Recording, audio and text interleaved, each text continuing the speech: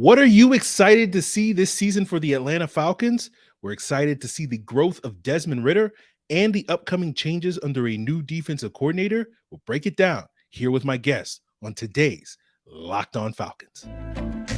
You are Locked On Falcons, your daily Atlanta Falcons podcast. Part of the Locked On Podcast Network, your team every day.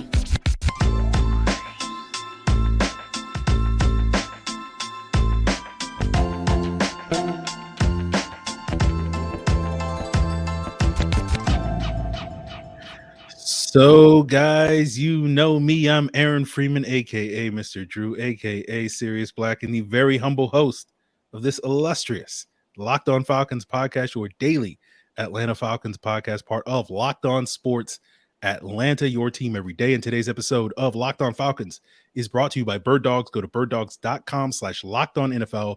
And when you enter the promo code LockedOnNFL, they'll throw in a free custom Birddogs Yeti-style cooler with every order.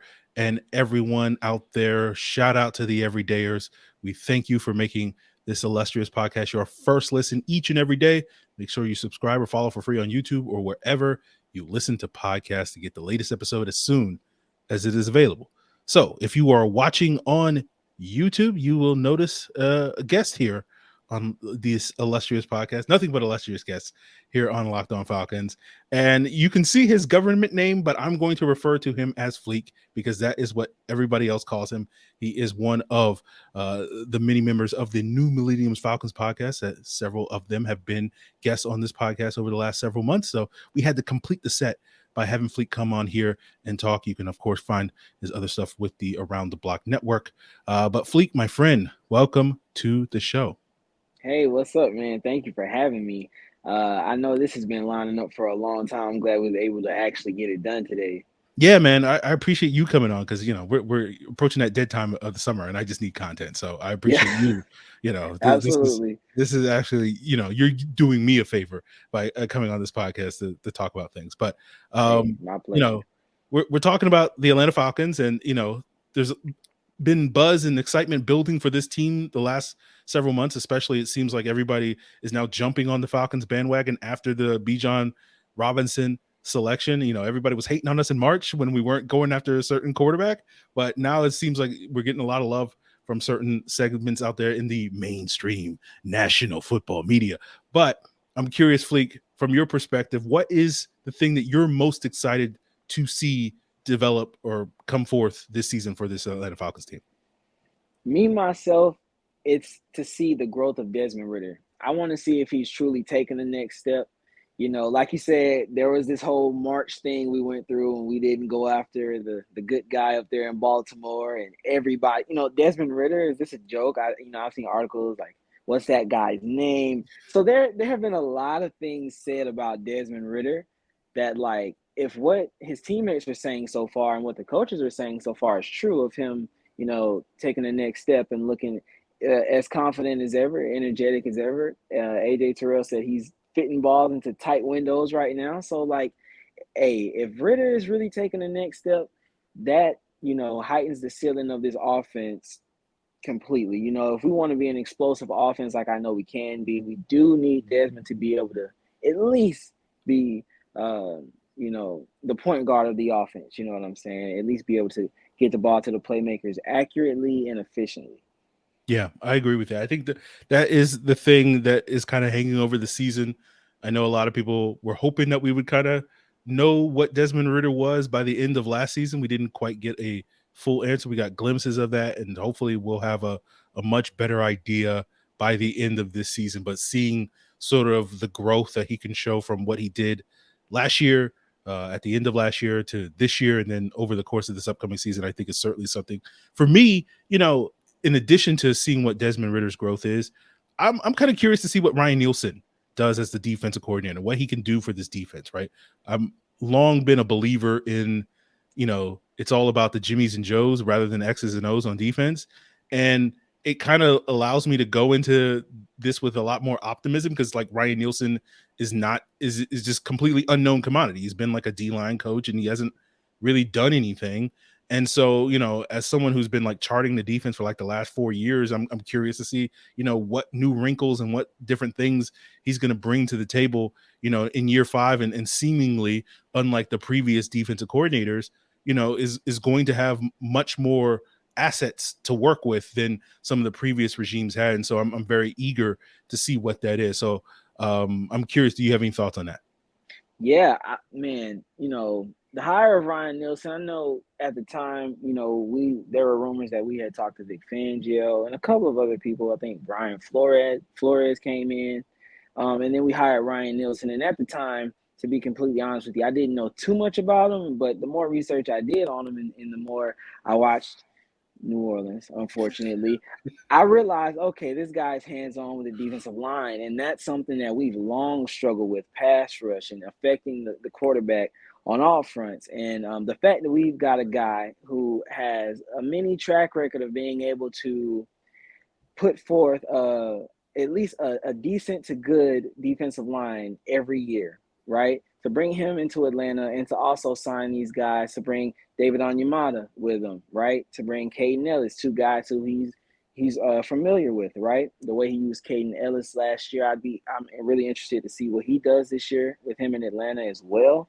I'm excited. I think Ryan Nielsen, I know he's never called plays, technically, but I think Ryan Nielsen will be able to get this defensive line going. And with guys like Grady Jarrett already being here, like that would it's just, I don't know. I'm excited about the defensive line, man. Yeah, man. I get you, man. We finally got Grady some help. And like, to me, I know a lot of people look at he hasn't called plays as a negative, but I kind of look at it as a positive because like so often, I don't know, maybe it's just I'm jaded, but like when we get a new D coordinator, everybody's like, oh, this guy's going to magically fix all these problems. And I'm like, if you actually look at their body of work, like there's no indicator that, like, I remember when Dean Pease took over and everybody's like, oh, Dean Pease will be able to scheme up a pass rush. And I'm like, if you actually look at the good pass rushes Dean Pease has had, it was basically because T Sizzle, Terrell Suggs, and Elvis Dumerville were wrecking shop. It wasn't because he was scheming up anything. And so now with like Ryan Nielsen, it's like I can't even hate on him. It's just like there's no body of work for me to be like, well, actually this is true. We just don't know. And so that at least makes me a little bit more excited because it's just like a complete unknown at this point. Now it could go wrong, it could go right, it could go any way in between. It's just, it's just an unknown at this point. Yeah. Who knows? So we're going to flip the script and talk about some of the things that we're maybe a little bit more nervous about for this upcoming season, the thing that may keep us up at night worrying about this Falcon team. And we'll get into that here with Fleek here on today's Locked On Falcons. But first, guys, I want to tell you about Birddogs, who provide super comfortable pants, shorts, and sweatpants. They have these stretch khaki pants that are designed to fit slimmer on the thigh and leg. And that's going to give you that truly sculpted look that I know all of you guys are out there looking for. You're looking at Mike Davis's thighs and you're wondering, how can I get that sculpted look? And Birddogs is, of course, the place to do so. They fit way better than regular shorts that are made of stiff, restrictive cotton. Birddogs invented a cloud knit fabric that looks just like khaki but stretches so that you get a way slimmer fit without having to sacrifice movement. And they also use anti-stink sweat wicking fabric that keeps you cool and dry all day long. And of course, that is something so many of us have to deal with in the Georgia heat.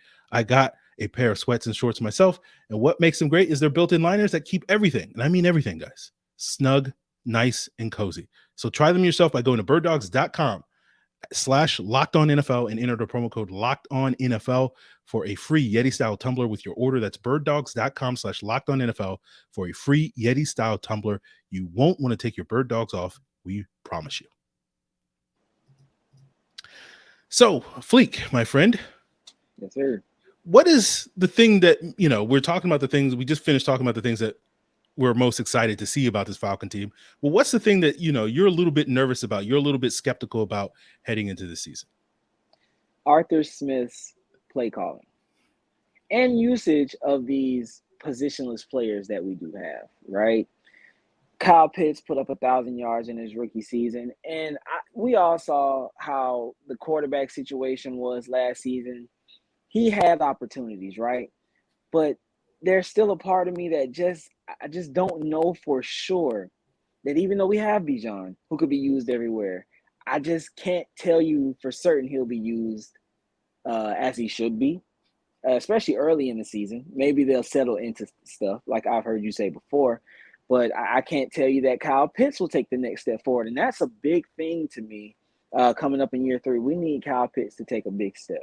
And if Arthur Smith opens the playbook and ups his usage in the passing game and allows him to do that, then, that'll be what that'll be. But in order for this offense to be explosive, Arthur Smith has to draw it up, right? Because guys like Bijan are going to shine. He's going to make plays out of things that look like nothing. But we need him in open field. We need him out in space against linebackers and safeties running routes, right? We need him to be using a McCaffrey-esque role, in my opinion. So if Arthur Smith can do that, I think it's green pastures. But I just don't know that he's shown with absolute certainty that I can believe that that'll happen. Now, I'm curious, maybe, yeah. Do you think that's a question of the offense's ceiling, or is that a question of the offense's floor? If you get my drift. I think it's a question of the offensive ceiling, because I think with our run game, we've seen what the floor could be. Because I don't expect the run game to take a step back. I expect it to take a step forward, and we were already top 5 in every metric, right? And we won 7 games off the back of the run game last year, and then you add Bijan Robinson, right? You add Bergeron, who I'm assuming will be the starting left guard going forward. So I expect that to take a step forward, and if Desmond Ridder takes a step, and if Kyle Pitts takes a step, and then if Arthur Smith's able to finesse the playbook like I think he can, then that's when you take that step up and touch closer to the ceiling of what the offense would be. Yeah. I agree with that. I think, I'm pretty comfortable with if Arthur Smith's play calling is exactly as it has been, as you say, like we'll be fine on offense. We just won't be we'll be that team that's just kind of like solid, but like not, like every game is going to basically come down to somebody has to make a play, and it's going to be the defense or maybe, Bijan breaks a 40-yard run or Kyle Pitts breaks one of those things. And you just don't quite know if that week is going to be the week where they get it, right? Like that to me is kind of the floor for this team this upcoming season. But if Arthur Smith's play calling can consistently put guys in a position to succeed, and we've seen him do that in the run game, but we just haven't consistently seen it in the past game. We've seen flashes of it, as you said, with Kyle Pitts, with Drake London, with, Desmond Ridder and all that stuff, but it's just kind of fitting all those pieces together. So like this passing offense, I think, can be this like cohesive, consistent, reliable unit that you can trust. Okay, every week we're going to get 24, 27 or more points each and every week, and it won't just simply because, we ran for 180 yards or something like that, So I think that's certainly a thing that I am concerned about as well. And I was curious, what was that one thing for you? And that's kind of in the similar line for me. Is there anything? Oh, you have another point? I was going to say, Arthur Smith has made it a point to say plenty of times this offseason that the entire goal for him is to become a more balanced offensive attack, right? He wants it to be a lot closer to 50-50 than what it was last year. And if that's going to ring true, then, guys like Kyle Pitts and Drake London are going to have to step up and make plays, because who knows, there may be days where our run game isn't as efficient as others, right? And then you have to take it over the air. You have to take it up top, right? So they just have to be prepared to make plays. Everybody has to be ready, because that's the power of having these quote-unquote unicorns all over the field, is when a team can hone in and stop Bijan, Kyle Pitts has to be able to eat, right? Drake London has to be able to eat. Jonnu Smith has to be able to eat, right? Yeah. So they just got to be ready. Yeah. I think we know that the running game will be kind of a bedrock foundation sort of thing that they were, as you just said, we don't know if they're going to always be consistent, but like we feel pretty good because they were pretty consistent last year with teams gearing up to stop them. But I am wondering a little bit, is there going to be that one playmaker in the passing game? And maybe this is just my Julio Jones nostalgia, where you just always know that, okay, well, Julio's going to ball every week, right? Even if he doesn't necessarily, put up huge numbers every single week, which he didn't, but like, Julio, the game plan is going to be geared to stop Julio, right? And you can build the rest of your offense around that. And I just wonder if will have, if that's Drake London, if that's Kyle Pitts. I feel like Kyle Pitts is the player most positioned to be able to be that type of player. But Yep. as you say, like, will we see that develop this year? I think is a legit question heading into the summer. Yep. Well, we still got some other questions heading into the summer, and I'm curious to pick Fleek's brain on, what camp battle is he most intrigued to see unfold over the course of July and August in the coming months. And we'll break that down as we wrap up today's Locked On Falcons. But I want to give another shout out to my everydayers that make this podcast their first listen. And for those of you that will be checking us out tomorrow for your first listen, we will take a deeper look into the Falcons OTAs with mandatory minicamp coming next week. But we'll also talk a little bit about the impact of Avery Williams's season-ending injury with the ACL tear and how that affects the Falcons running back depth, as well as their special teams this upcoming season. So that will be in store for you on tomorrow's first listen. So wrapping up today's episode here with Fleek, and before we get into your most intriguing camp battle, we just touched upon a little bit about, tomorrow we'll be talking about Avery Williams. I'm just curious to pick your brain on what, your reaction to hearing that news today that Avery Williams will be out for the season with the ACL tear. I mean, it sucks. You hate to see it, right? This is a versatile guy who has stepped up and done everything that coaches have asked of him. He's obviously really good in the return game. I think he's led the league in return yards or yards per return the past 2 seasons. I could be wrong about that, but at least one of the past 2 seasons he's led. In the last 2 seasons, he's at least been top 3. So that's obviously going to be a blow there. I'm not exactly sure who will step into that role, especially on punt returns. I'd be interested. I've heard a few names, Josh Ali and stuff that, Arthur Smith said in the press conference earlier, but who really knows? I saw Bijan Robinson back there today a little bit in some clips from OTAs. So, I mean, I doubt that they will put him in that line of fire, but who knows? I don't know. Art might be a crazy man. But, it's a blow to the team, man. You hate to hear that. But I hope for a speedy recovery for him, and I hope to see him back next year. Yeah, absolutely. Absolutely. Yeah. So, I think that injury is going to impact the running back room, the kick return, punt return room as well, the special teams coverage. And I think it might impact the wide receiver room a little bit because it did seem like the Falcons maybe were going to offset some of the concerns that people hear me talk about weekly on this podcast, such as potentially trading for Corey Davis. I don't think this is going to be the week, guys. But it did feel like the Falcons would be able to offset maybe some of the concerns that they had at that wide receiver position by playing guys like CP and Avery Williams a little bit more there, in addition, of course, to Bijan Robinson. But so that may be a blow, but we'll explore that deeper on tomorrow's episode here on Locked On Falcons. And we'll wrap up today's episode talking about, what kind of training camp battles are you most intrigued by? What is the one that you're sort of circling that you're curious to see how it all plays out this summer? For me, and I think a lot of people could probably agree with this, it's the nickel cornerback position or slot cornerback position.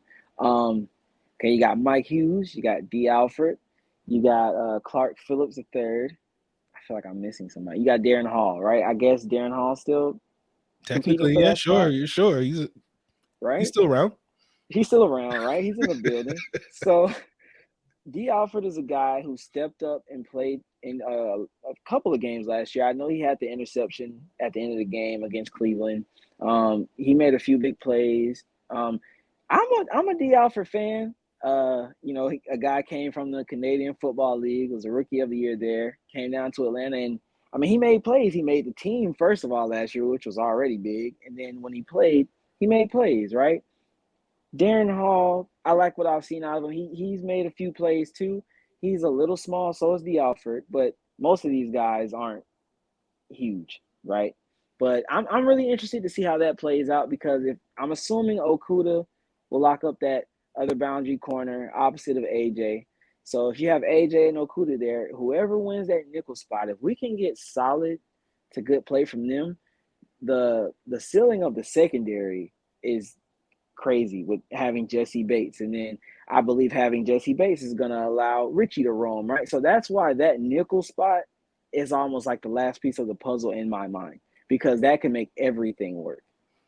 Yeah, I agree. That was, for me, the most intriguing spot, and whether it's Phillips or Hughes or Alford, I think it, you could make the case for any one of those guys. So it truly feels like a toss up going into training camp that any one of those guys. I kind of been secretly rooting for D Alford to kind of win the job, if I could say so myself, just based off of seeing him play reasonably well last year in that role, and sort of seeing like, hey, maybe this guy should be getting more opportunities than say like Cornell Armstrong, and by the end of the season, Darren Hall was just like, ugh, I don't know about this. Yeah. I don't know about Darren Hall at the end of the season. Midway through the season, I was fine with Darren Hall, but like by the end of the season, I was like, ugh, this is not looking great. So I agree with you. I think the secondary has a lot of promise. It's just a lot of unknowns, right? Like AJ Terrell's good. Jesse Bates is good. I think we know Richie Grant is at least solid, I think. Yeah. Would you agree with that? So. Yeah, okay. I would agree. I'm a Richie Grant fan. Like, okay, because I've been hearing a lot of Richie Grant question marks the last couple of weeks, and I'm just like, oh, this is still a thing. Okay, yeah, so I'm glad someone else out there is not selling all the Richie Grant stock at this point. Yeah, no, I'm a Richie Grant fan. That guy has made plays. He's a magnet. His peanut punch is like chef's kiss. Like, and if he's allowed to roam closer to the line of scrimmage this year, that bodes well for him. So yeah. like, I agree. think he takes a step. I agree. So yeah, I like the potential of the secondary. It's a lot of young guys, and so if these guys hit, this thing can grow into something I think really intriguing in the years to come. So that to me was also the position that I'm curious, and just kind of like while we're talking about the nickel cornerback spot, like who's going to make the roster? Like, I feel like AJ Terrell and Kuda and Hughes and Clark Phillips are probably locks at this point in time. But is D. Alford guaranteed a roster spot? Is Trey Flowers or Darren Hall, or are these guys on the outside looking in, or Cornell Armstrong and all that stuff? So I'll be curious to see how that all plays out. The other position I'd throw out there is the left guard position, because I guess besides the nickel cornerback is the only other real starting position that's technically up for grabs.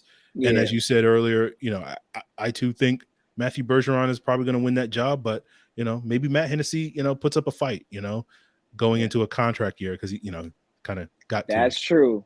You kind of got to. Yeah. So we'll see how that all plays out. Look, I'm not going to be mad if Matt Hennessy's out there balling in a contract year, right? A big contract. So do your thing, Matt. Either Matt Hennessy, Matt Bergeron, whatever. Both of them. No matter what. Yeah. So any parting thoughts, Fleek, before we duck out of here? I'm just excited, man. Like I'm like you said, we're about to hit the dead period. It is June, early June, right? So we got about 2 months of like nothing, So I'm looking forward to that, right? More so, I'm looking forward to getting over this hump, man, and seeing if the Falcons can really do what they're planning on doing and playing 20 or 21 games. So, there you go. We'll see. We'll see how that goes. But Fleek, let the people know, where they can find your government name, where they can find your other stuff, whatever things you'll be working on over the course of this, dead period coming up in this upcoming season. Yeah, man. So you can probably only find my government name right there on this episode. Everywhere else, you can find me at Ron Rico Season on Twitter. Everybody knows me as Fleek. New Millennium Falcons podcast at NM Falcons on Twitter. Follow us and, watch the show, man. We do this every week too, or we're trying to get back to doing it every week. So, yeah, just come on over and join the party, man. Just more Falcons fans having fun. Absolutely. Guys, check it out. One of my regular listens, I check it out pretty consistently when they do it. So, Hey, you like Aaron, you like me. Yeah. Let's watch the pod. Hey. Okay. Yeah, that works. That works. So yeah, go check it out, guys. And we'll be back tomorrow with more Avery Williams stuff and whatever else is going on with the Falcons. I've been checked out all week, so I don't really know what's going on. So we'll figure that out on tomorrow's episode. So continue to make Locked On Falcons your first listen. For your second listen, go ahead, check out Locked On NFL podcast to find out what's going on with the other 31 NFL teams. It's all part of the Locked On Podcast Network, your team every